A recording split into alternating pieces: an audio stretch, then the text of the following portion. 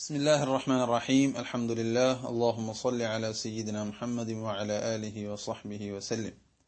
പ്രിയപ്പെട്ട സുഹൃത്തുക്കളെ, കഴിഞ്ഞ രണ്ട് ക്ലിപ്പുകളിൽ അഊദു ബില്ലാഹി മിനശ് ശൈത്വാനിർ റജീം, അതുപോലെ തന്നെ ബിസ്മില്ലാഹിർ റഹ്മാനിർ റഹീം അൽഹംദുലില്ലാഹി റബ്ബിൽ ആലമീൻ, ഈ മൂന്ന് ആയത്തുകൾ എങ്ങനെ പാരായണം ചെയ്യണം, അതിൽ സാധാരണഗതിയിൽ വരുന്ന പിഴവുകൾ ഏതാണ് നമ്മൾ ചർച്ച ചെയ്തത്.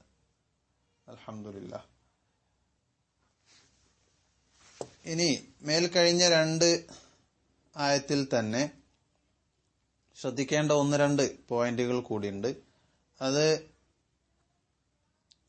മിനശ് ശൈത്വാനി എന്നോ അല്ലെങ്കിൽ ബിസ്മില്ലാഹി അർറഹ്മാനി, ഇവിടെയൊക്കെ കൂടുതൽ നീട്ടുക. അൽഹംദുലില്ലാഹി റബ്ബിൽ ആലമീൻ, ഈ കൂടുതൽ നീട്ടൽ ശരിയല്ല. അതെല്ലാം അസ്ലിയായ മദ്ദാണ്.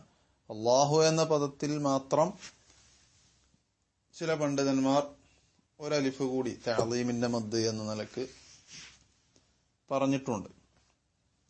പക്ഷെ സാധാരണഗതിയിൽ ഉസ്താദുമാരിൽ നിന്ന് ഓതപ്പെടുന്നത് അതും അസ്ലിയായ മദ്ദായിട്ട് തന്നെയാണ് ചേർത്തി വായിക്കുമ്പോൾ.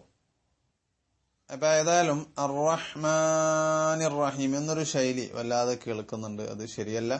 അൽഹംദുലില്ലാഹി റബ്ബിൽ ആലമീൻ, ആലമീൻ, ഇത് അസ്ലിയായ മദ് എന്ന് പറഞ്ഞാൽ സാധാരണ ഒരലിഫ് മാത്രം നീട്ടേണ്ട മദ് ആണ് അവിടെ ഉള്ളത്. അതുകൊണ്ട് തന്നെ നമ്മൾ പല കാസറ്റുകളിലും മറ്റുമൊക്കെ കേട്ട് അല്ലെങ്കിൽ ആരെങ്കിലും തെറ്റായി ഓതുന്നത് കേട്ട് അങ്ങനെ പഠിച്ചിട്ടുണ്ടെങ്കിൽ അത് സാധാരണ നീട്ടലിലേക്ക് കൊണ്ടുവരണം. എന്ന് പറഞ്ഞാൽ റബ്ബിൽ ആലമീൻ, റബ്ബിൽ ആലമീൻ. ഇനി അടുത്ത ആയത്ത്, അതായത് മൂന്നാമത്തെ ആയത്ത് അർറഹ്മാനിർ റഹീം, അവിടെ ബിസ്മിയിൽ വന്ന രണ്ടു അള്ളാഹുവിന്റെ പേരുകൾ തന്നെയായതുകൊണ്ട് അവിടെ കൂടുതൽ വിശദീകരിക്കുന്നില്ല. പക്ഷേ അവിടെ കൂട്ടി വായിക്കുമ്പോൾ അവിടെ ധാരാളം ആളുകളുടെ ഫാത്തിഹ ബാത്തിലായി പോകുന്ന, വളരെ നന്നായി പരിശീലിച്ച് ശരിയാക്കേണ്ട ഒരു കാര്യമുണ്ട്. എന്താണത്? മിക്കവാറും ആളുകൾ നിസ്കരിക്കുമ്പോഴൊക്കെ, അതുപോലെ തന്നെ മറ്റു സദസ്സുകളിലോ മറ്റു ആവശ്യങ്ങൾക്കൊക്കെ ഓതുമ്പോൾ കഴിയുന്നത്ര ചേർത്തിയിട്ടാണ് ഓതുക. അങ്ങനെ ഓതുന്ന സമയത്ത് അർറഹ്മാനിർ റഹീം മാലികി യൗമിദ്ദീൻ എന്ന് ഓതിക്കഴിഞ്ഞാൽ മുസ്ഹഫിൽ നോക്കിയാൽ നമുക്കറിയാം അവിടെ ഒരക്ഷരം പോയിട്ടുണ്ട്. കാരണം അർറഹ്മാനിർ റഹീം എന്ന് അവസാനിക്കുന്ന ഒരു മീമും മാലികി യൗമിദ്ദീൻ എന്ന് തുടങ്ങുന്ന ഒരു മീമും, ഇത് രണ്ടും ചേർത്തി വായിക്കുമ്പോഴും രണ്ട് മീമും വ്യക്തമായി ഉച്ചരിക്കണം, സെപ്പറേറ്റ് ആയിട്ട് ഉച്ചരിക്കണം. അർറഹ്മാനിർ റഹീം മാലികി, അർറഹ്മാനിർ റഹീം മാലികി യൗമിദ്ദീൻ, ഇങ്ങനെയാണ് അവിടെ ചേർത്തി വായിക്കേണ്ടത്. എന്നല്ലാതെ അർറഹ്മാനിർ റഹീം മാലികി യൗമിദ്ദീൻ എന്നാണ് നമ്മൾ ഓതുന്നതെങ്കിൽ നമ്മുടെ ഫാത്തിഹയിൽ നിന്ന് ഒരക്ഷരം അതുകൊണ്ട് തന്നെ നഷ്ടപ്പെട്ടു. അതുകൊണ്ട് എങ്ങനെ ചേർത്തി വായിക്കണം എന്ന് നമ്മൾ മുസ്ഹഫിൽ നോക്കി പരിശീലിക്കുകയും അതിനുശേഷമേ ചേർത്തി വായിക്കാവൂ. അതേസമയത്ത് അർറഹ്മാനിർ റഹീം എന്ന് നിർത്തി പിന്നെ മാലിക് യൗമിദ്ദീൻ എന്ന് തുടങ്ങുകയാണെങ്കിൽ ശ്വാസം അയച്ചിട്ട് തുടങ്ങുമ്പോൾ രണ്ട് മീം ഉണ്ടാവും.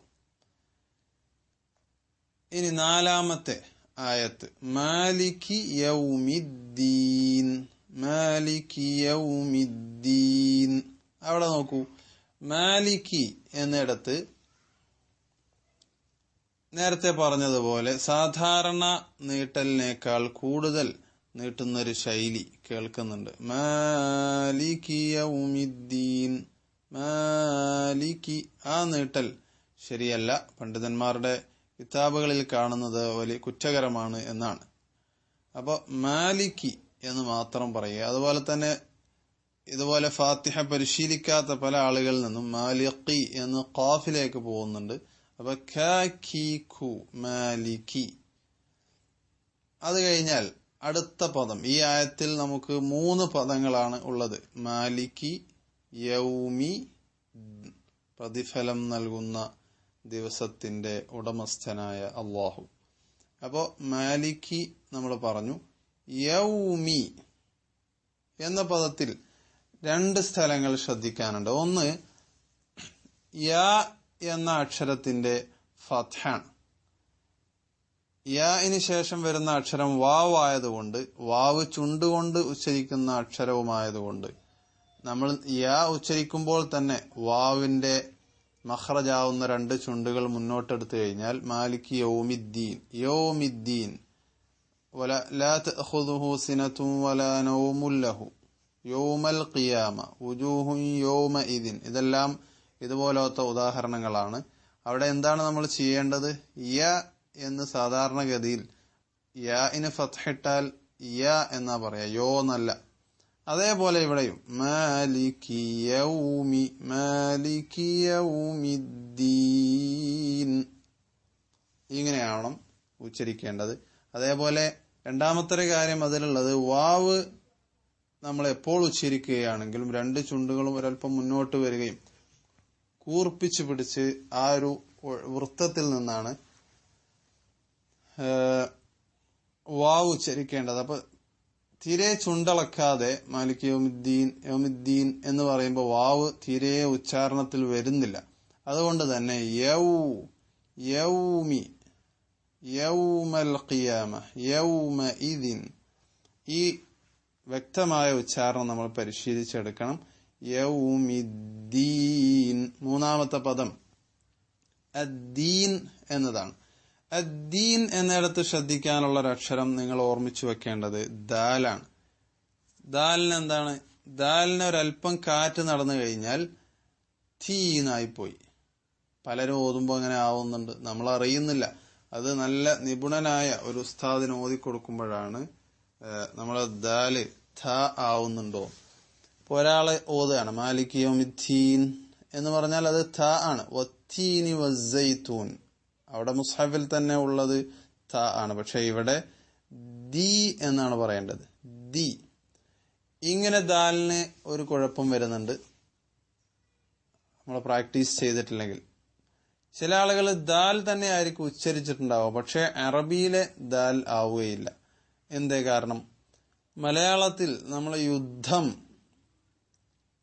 അതേപോലെ തന്നെ യോദ്ധാവ് എന്നൊക്കെ പറയുന്ന രൂപത്തിലുള്ള ദാലും ധനം എന്നതിലെ ധാലും കൂടെ മിക്സ് ആയിട്ടൊരു ഉച്ചാരണം ഉണ്ടല്ലോ, ആ ശബ്ദമാണ് അദ്ദീൻ എന്ന് ഉച്ചരിക്കുമ്പോൾ വരുന്നത്. അതുകൊണ്ട് തന്നെ അറബിയിലെ ദാലിന്റെ ശബ്ദം നമ്മൾ അറിയണം.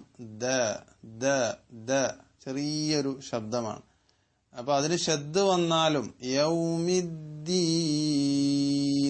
യൗമിദ്ദീൻ, മാലികി യൗമിദ്ദീൻ,